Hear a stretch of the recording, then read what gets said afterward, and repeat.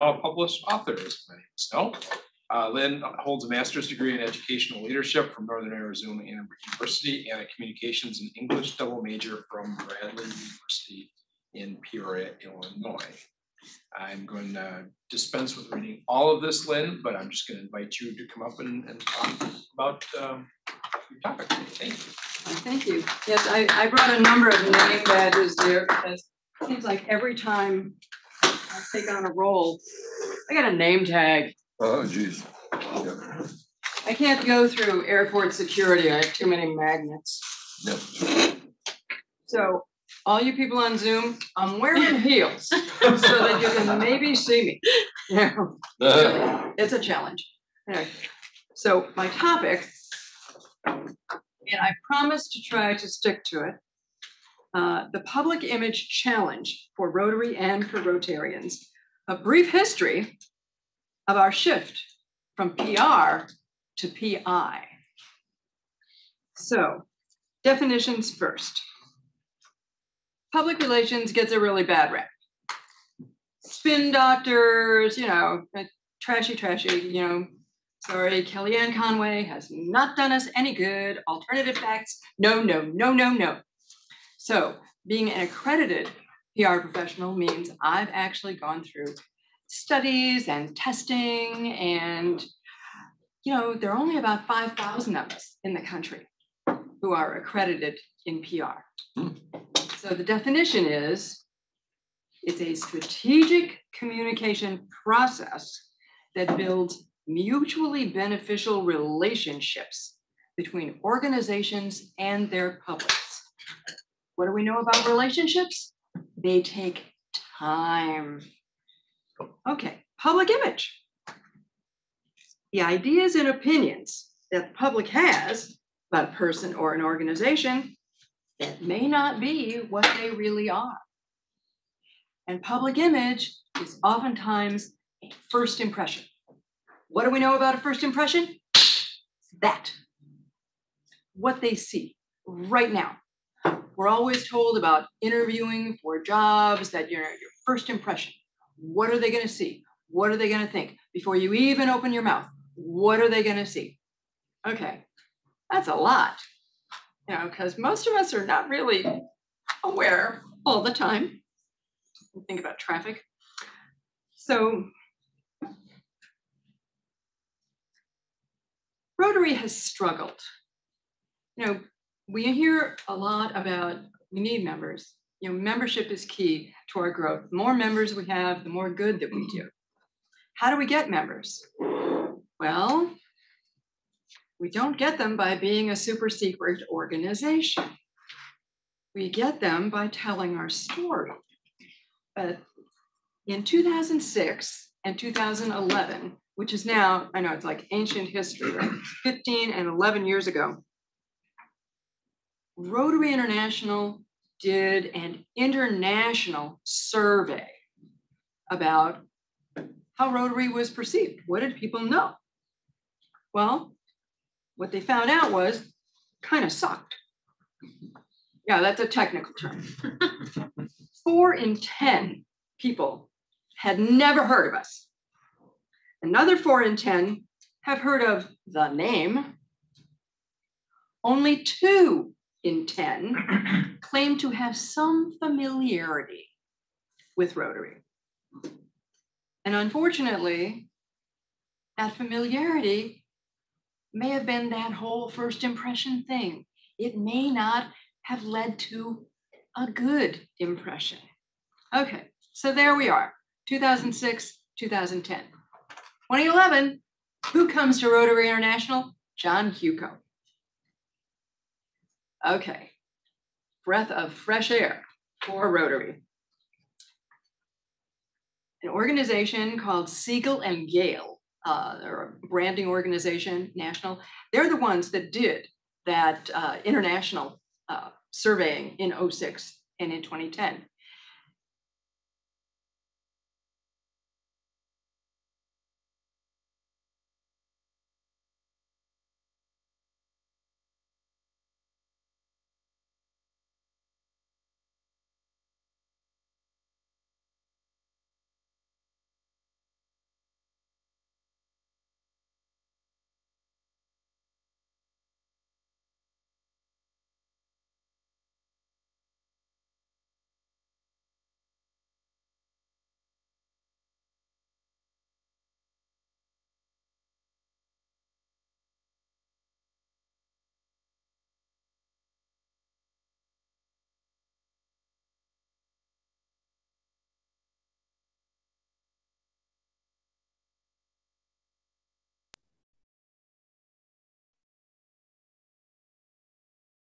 sorry to interrupt. I think you're muted.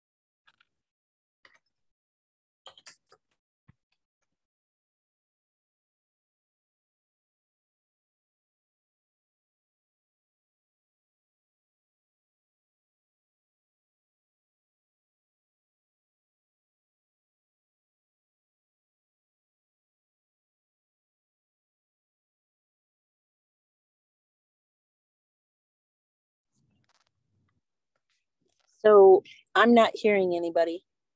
Yeah. Are you guys? No. Erin's thing is muted. Yeah. Okay. At least we're not alone.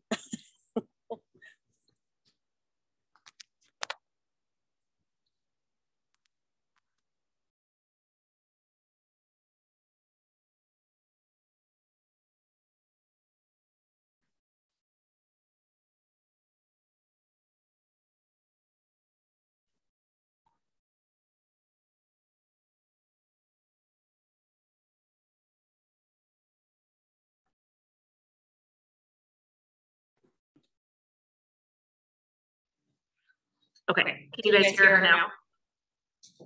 Can you hear me now? We're going to charge Verizon. Yep, we can hear you. Okay. But there's an echo, I think. Okay, so now the room unmuted. Yeah. Extreme technical difficulties Called today. cyber. I got it, Erin. Okay. You're good. Sorry about that one. Okay. What's it? So we end up with a public image campaign. It's called People of Action. You may have seen it. It begins with Together We, right? There are 17 approved verbs. 17. The lawyers have approved them all. My guess is these are verbs, when translated into the languages that Rotary uses, mean the same thing. Okay, what are our approved verbs? Together we connect, empower, end polio, Randy, fight hunger, inspire, learn, mentor, promote peace, save lives, and transform. Those are all of our approved verbs. Kara knows, because she's, I believe, really familiar with the brand center at Rotary, that there are templates where we can take our photos and put those behind. This is all good. I mean, you know, it's easy to use. It makes a lot of sense. Okay, it's a simple, consistent answer to the question, what is Rotary? Has anybody ever asked you that question? What is Rotary? And what do you say? Let's get a drink and we can talk about it. It's fun. Good start. Yeah. Fun. That's what you do. Rotary's fun. Okay. Community-based. Rally Rotarians around a single idea, telling and showing the world that we are people of action. Right? Okay. Let's get back to that first impression stuff. And Rotary's, I think, unique challenges. Rotary is more than 35,000 clubs, more than 1.3 million individuals in 200 countries. You can't make us McDonald's. And you don't want to. Think of the iPhone. I think this is more like Rotary. Every iPhone that comes off the production line, it's exactly the same. As soon as somebody gets their iPhone, what do? Username, password, apps. Every iPhone becomes unique. I think Rotary clubs are like iPhones. We are all unique. We have touchstones that are similar. Absolutely. If you walk into any club in our district, and there are 59, soon to be, I think, 60 with the Changemaker Club, they're all different, which is great.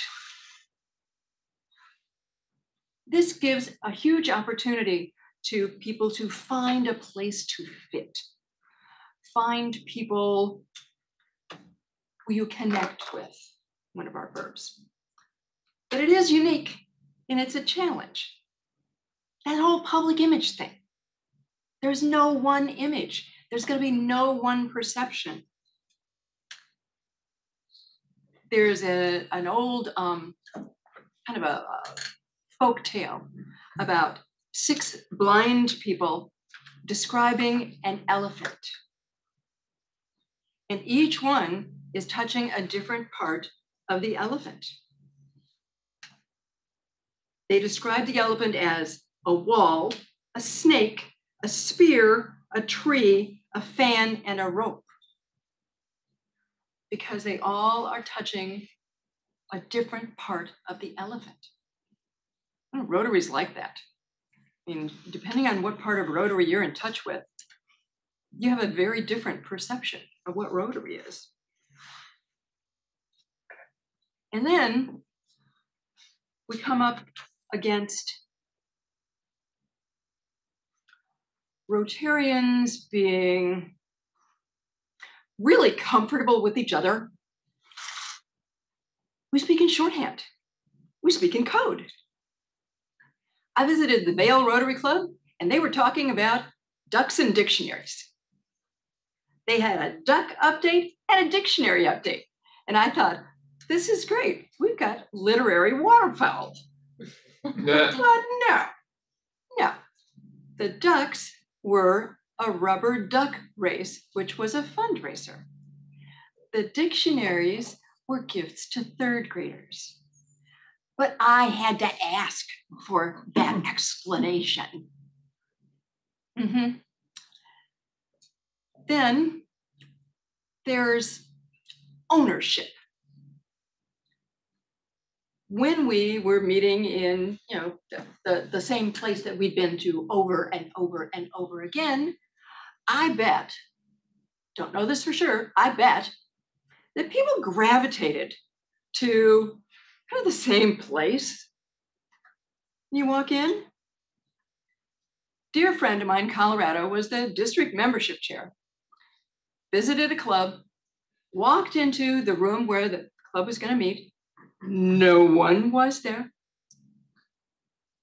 Took a seat. Next person to come in that room looked at him and said, "You are in my seat." Yeah.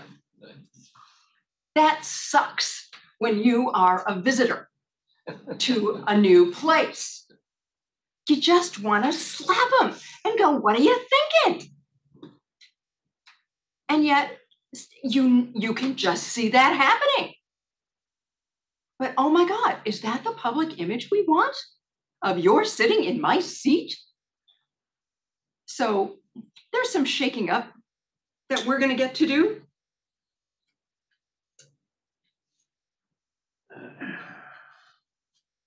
Part of this is just developing an awareness and a reflection of how we might be perceived.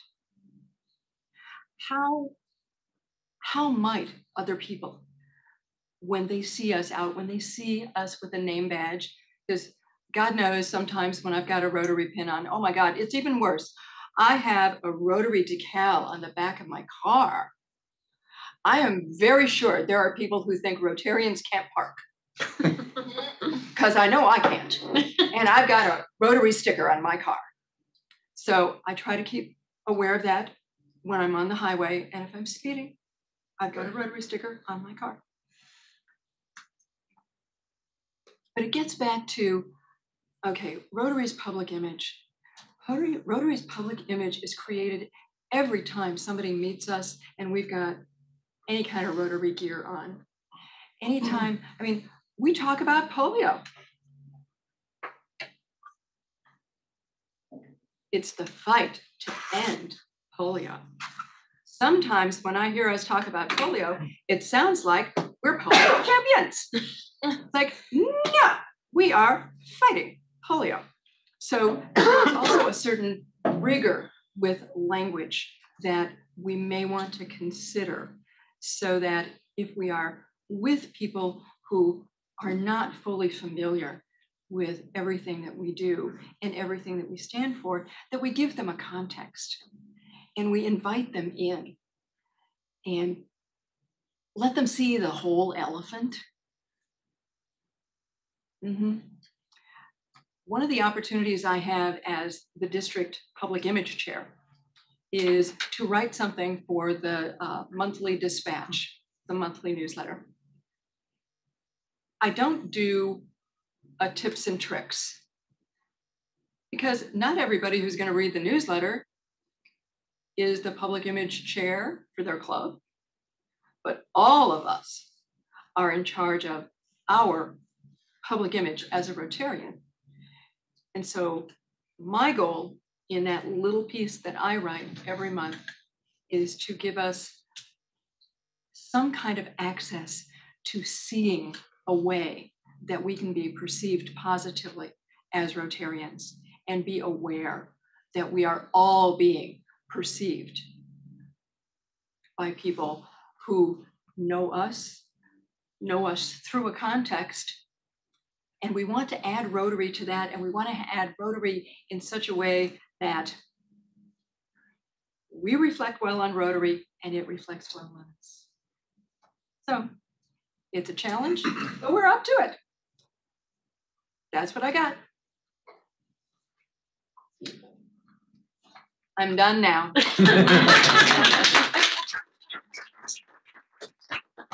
Anybody have questions? I have a question. Okay. So you have been a Rotarian for a while. 12 years. 12 years. And you've been involved in other districts and other clubs. And I'm 4 districts, 9 clubs. okay. So I'm curious about how you think what attracted you to the public image of our club? I didn't really have a public image of Madison South because of COVID. But what I had was, where are you, Tara? What I had was the rigor of Tara Ingalls every week sending me an invitation. What I also had, a negative side, when I talked to Marv from Stoughton, he was very proud of telling me they had 55 years of perfect attendance. Oh, you showed up. Then what? I didn't hear anything about what they did. Yeah. And sadly, for the Oregon Club, I sent Derek an email and he didn't respond. So my impression of Madison South was welcoming, absolutely welcoming. Jim. The insider problem of Rotary is typical of most organizations. People have assigned seat, they have coded language, they think that their longevity of attendance or their role in, give them some special dispensation or some special privilege. And the challenge is always to, decode the language, you know, sometimes require people to get up and move to a different seat. And also to say that there is no privilege, there is no special status, you know, but it's very difficult, especially if you've had an office or if you're in charge of some special activity or, you know, whatever that some people think that gives them you know, some or some extra star in their crown. Whatever we can do to shake things up periodically, to say when you know, even to correct language, when you say polio, we're of course talking about the fight to end polio, as opposed to, you know, encouraging the spread of polio or something. Would be really bizarre. Polio? But it's true. It's true for every organization. They talk about some committee, or they talk about some initiative, or they talk about some line in the budget, or they talk. You know, there's all these things that that maybe don't intentionally exclude, but do remind people that I'm an insider, you're an outsider. When I first went to my club in Littleton, Colorado, they made an announcement about Libby Bortz and Artie's Friday food bag. And I thought, who's Libby and who's Artie and why does he get a food bag? Libby Bortz is a woman who founded an assisted living facility. And the club went every month and visited the seniors at the facility. Artie is the mascot of the grade school, where volunteers would go and read with 3rd and 4th graders. And the Friday food bag was for the kids who needed meals over the weekend. But again, who's Libby and who's Artie? And yes, Jim, we all need to be brought up short and go, wait a minute, does everybody know what you're talking about? And it's true that even insiders don't always know what it is. I mean, because there are almost like concentric circles, or the level of engagement is sometimes less with some than with others. So to be constantly aware that we need to. And we all join the club that existed the day we joined. Paul has been here 10 years. You know, Randy's been here 32 years. The club evolves. And Randy, you had your hand up. Yeah, over the years, at various times at district team training and things like that, I tried to encourage the district leadership to provide the Rotarians in our district with that 30-second elevator pitch. If I meet someone going down in the elevator and they see my Rotary pin and they say, what is Rotary? You know, what I end up saying is Madison South Rotary is a group of 70 people. We get together for lunch every Monday. And during the course of the year, we raise money for various local, national, and international projects. Can you put together something, because you get one opportunity when you meet someone in the elevator. And if you stumble through, well, Rotary, what is, oh, that's a good question. What is, well, by then you're down to the first floor, you missed your chance. Well, could you put together that 30-second elevator talk? So I tell people it's an international humanitarian organization comprised of more than 1 million people in more than 200 countries. Yes, Eth? Oh, keep talking. I just have a question. And that we have focus areas that include literacy and health and peace and conflict resolution. And the way you meet a Rotarian is you come to one of our more than 35,000 clubs. So I start big and then I bring it down. How do you, so for people of my generation, if we weren't raised in a house like Max, who you grew up with spending time giving to others, I did not. And I feel like a lot of people my age or younger are like, oh, well, isn't Rotarian for like old people? Or isn't it like a really old fashioned club? How do you break that cycle? Because before working for Aaron, if someone said, oh, Rotary, what's that? I don't know, it's like a 1950s club. Like imagine a bunch of people having lunch and schmoozing, you know? Like I didn't know it was so based on giving and fundraising. Oh, I had a friend ask me if we wore funny hats. I said, no, that's the Masons. So, Or the Zortra. yeah, how do you Right. break that Yeah. stereotype? I think it is that one-on-one invitation and say, if you want to know more, come with me to a meeting and meet some of my fellow Rotarians. Or we've got an activity coming up. Would you like to join me and volunteer? I think it is very much experiential. I think we can describe something, but what is it? Was it Maya Angelou who said, people won't remember what you say, but they'll remember how you made them feel. Then I joined just not too long after Randy joined in the 90s. But I remember my first 8 years in the club, and I was working on the police department at the time, actually working night shift. And I would still try to make meetings.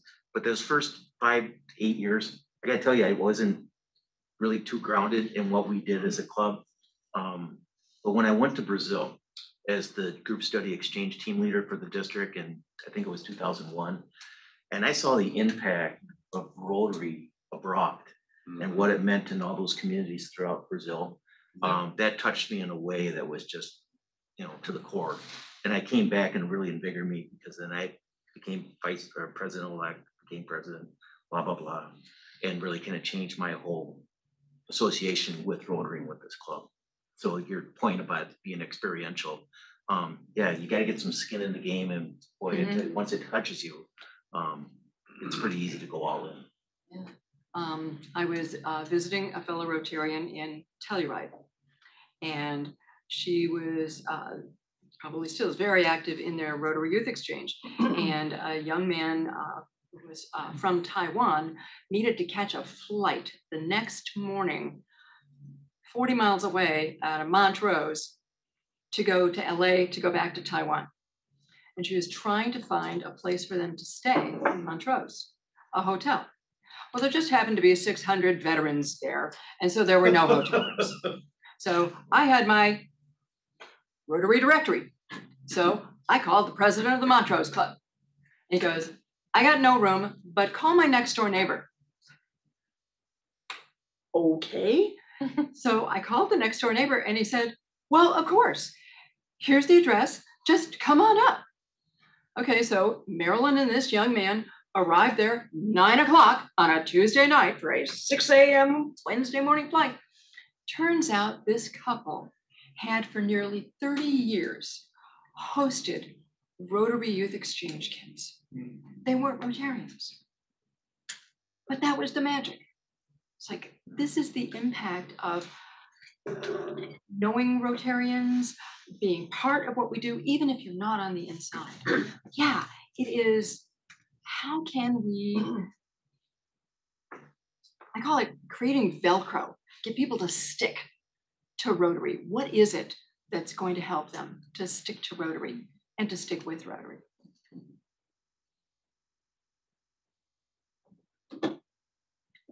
I have silenced the room. Oh my. Okay. Thanks, Lynn. Yeah. Well, thank you.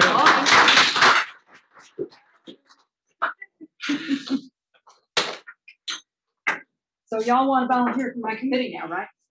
Right. All right. Excellent. Well, next week. Program is we had a cancellation last minute. Oh, that's So right. we are working on a new fill in for next week. Stay There tuned. will be a program will be a next week. program. It's a surprise. It's So, all right. Well, I will see you all next week. Have a great Rotary week in the meantime.